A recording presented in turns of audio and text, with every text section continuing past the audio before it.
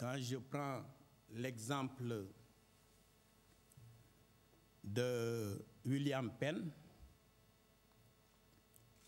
à un moment donné de l'histoire où les conquêtes de territoire étaient à leur maximum, à travers l'exemple des États-Unis, où tout le monde le connaît, ce peuple qui s'est fait sur les ossements de 60 millions d'Indiens, où aujourd'hui il ne reste que 600 000. Eh bien, de toutes ces personnes qui ont envahi l'Amérique et qui étaient des dépossédés de l'Europe, eh bien, il n'y a eu que William Penn qui a été un être de paix et qui a su quelle était la vocation de l'Amérique en tant que terre de paix et de liberté.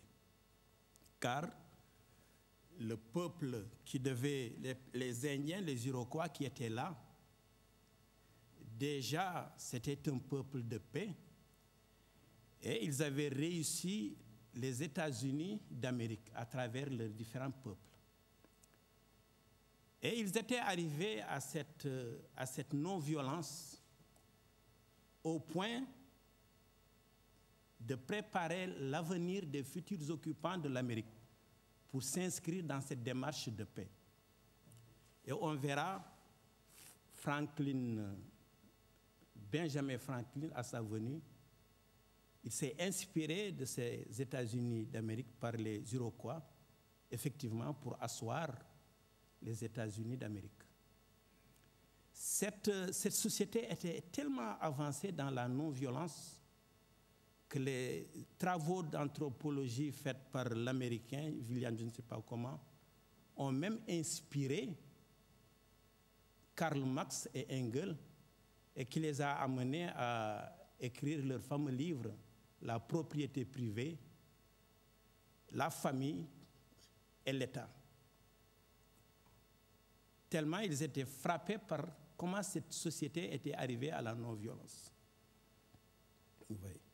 Et William Penn a été le seul de toutes les personnes qui ont envahi l'Amérique à inviter les Indiens ensemble à construire l'Amérique, respectant la vocation que les Indiens s'étaient fait de cette Amérique, c'est-à-dire terre de paix et de liberté.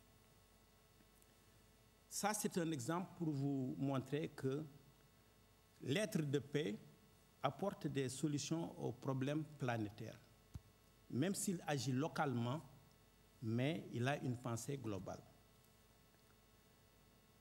Je prends l'exemple, toujours en Amérique, des droits de l'homme.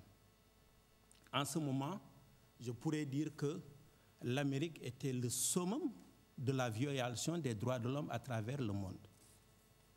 Eh bien, de cette terre a émergé Martin Luther King, qui a agi localement, mais qui a eu une pensée globale pour résoudre ce problème. On le verra, il ne s'est pas attaqué à l'autre partie qu'on voyait comme responsable de cette inégalité sociale. Mais le propre des êtres de paix, c'est avant tout cette capacité à pouvoir faire un diagnostic sans complaisance des dysfonctionnements de la société, de l'organisation de la société, pour pouvoir ensuite s'attaquer à ce dysfonctionnement et sortir les humains de ce cadre qui les a fait des ennemis pour promouvoir une nouvelle société. Et c'est ainsi que Martin Luther King, quand il est arrivé, il ne s'est attaqué ni aux Blancs, ni aux Noirs, mais il s'est attaqué à la Constitution elle-même, qui est à la base de cette inégalité. Et en s'attaquant à la Constitution, qui est à la base de cette inégalité, il a su situer les responsabilités des uns et des autres, en disant que la passivité des Noirs,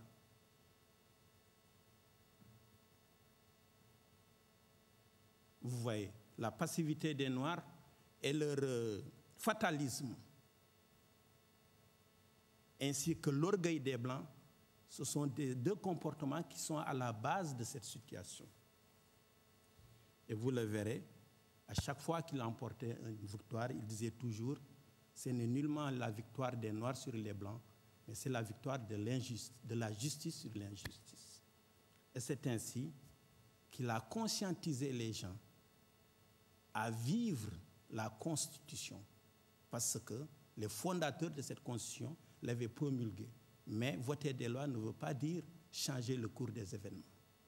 Et il a su faire prendre conscience, parce que le plus important, c'est comment faire prendre conscience. Et comme le disait Einstein, inutile de résoudre un problème si on ne change pas la conscience qui est à la base de ce problème. Et ça, c'est très important, ce que le Coran reprend en disant qu'il ne changera pas le destin d'un peuple si les gens qui composent ce peuple ne changent pas leur fort intérieur. Vous voyez. Vous aurez un autre exemple avec Gandhi, quand il s'agit de la colonisation. Je pense que l'Inde, à cette époque, représentait presque, comme on dit, le modèle, parce qu'occupé par la première puissance à cette époque.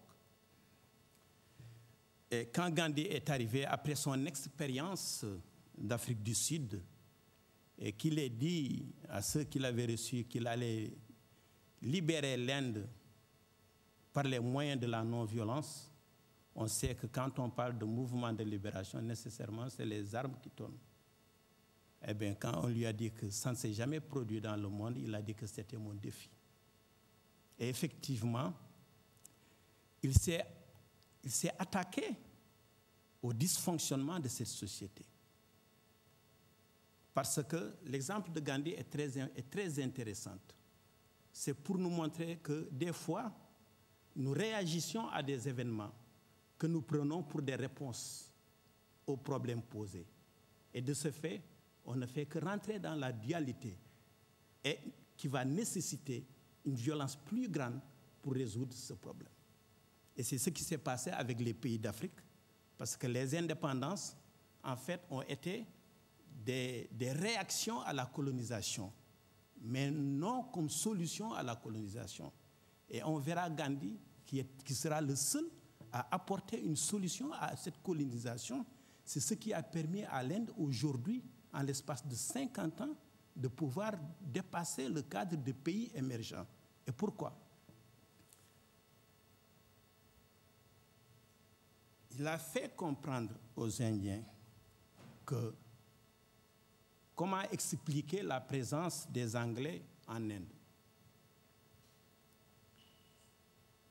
Quand on crie au mouvement de libération, il explique bien que si l'Angleterre s'est emparée de l'Inde, c'est parce que ce sont les Indiens qui lui ont abandonné l'Inde. Et si pourquoi sa présence militaire? C'est parce que c'est nous qui l'avons maintenue ici, engageant la responsabilité des Indiens dans la situation actuelle. Parce que dans tout état de cause, dès que quelque chose se passe, on se voit nickel et la responsabilité, c'est l'autre. De telle sorte qu'on vit dans un monde sans responsabilité et que tout ce qui arrive, c'est la faute à l'autre. Eh bien, Gandhi éveilla la conscience des Indiens par le fait économique. Parce que toute cette domination et cette présence étaient du fait économique. Et pour leur montrer que si l'Inde est occupée aujourd'hui par les Anglais, c'est parce que nous leur avons abandonné le pays. Et leur puissance militaire s'explique par le fait que c'est nous qui les avons maintenus ici. Pourquoi? De par notre division. Et à partir de là, vous verrez, et c'est ce qui est arrivé à tous les pays d'Afrique, l'exportation des matières premières qui sont transformées de l'autre côté et ramenées ici pour être vendues. Eh bien, il lança la marche du sel, il inventa la roue à tisser, et à partir de là, les Anglais devinrent eux-mêmes ils devinrent eux-mêmes le propre développement du pays. Effectivement, ce qui rendait nécessairement caduque cette présence anglaise. Et comment il a su montrer que la différence culturelle, la différence culturelle, la différence des philosophies sont là pour nous enrichir mutuellement. Et à partir de là, il organisa l'unité de tous les Indiens autour de cette spiritualité contenue dans toutes les fidélités. De telle sorte que, quand est venu le moment de délivrer cette indépendance, ils ont parcouru toute l'Inde, ils n'ont vu aucune divergence de qui que ce soit pour reconnaître que l'Inde doit être reconnue comme un seul État. Il n'y a eu que mes parents musulmans qui n'ont pas su saisir le message de Gandhi et ont demandé la partition. Peut-être qu'aussi il leur est nécessaire de faire l'expérience de la partition pour de leur propre chef retourner au vœu de Gandhi, disant que les hindous et les musulmans constituent les plumes des yeux, effectivement, de l'Inde.